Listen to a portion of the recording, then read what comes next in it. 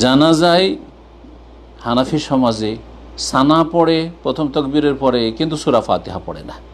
অথচ সানা পড়ার কোনো দলিল নাই, পক্ষান্তরে সূরা ফাতিহা পড়ার দলিল রয়েছে হাদিসে। সুতরাং সুন্নত অনুযায়ী পড়বেন। আর কিছু আহলে হাদিস লোকেরাকে দেখা যায় কোনো কোনো এলাকায় মাসলাটি সঠিকভাবে না জানার কারণে তারা জোরে তেলাওয়াত করে সূরা ফাতিহা। আর অনেকে দেখি যুক্তি পেশ করতে যে মুক্তাদিরা শুনবে না। মুক্তাদিরা যদি না জানে তাদেরকে শিখিয়ে দেন, বলে দেন 2 মিনিটের মধ্যে।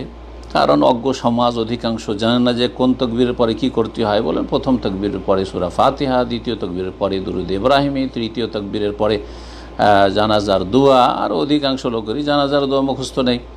আর তারপরে চতুর্থ তাকবীরের পরে সালাম একদিকে জানাজায় ফিরলেও চলবে, যেমন ইমাম আহমদ বিন হাম্বলের মযহাব, সৌদি আরবের তার উপরে আমল রয়েছে। আর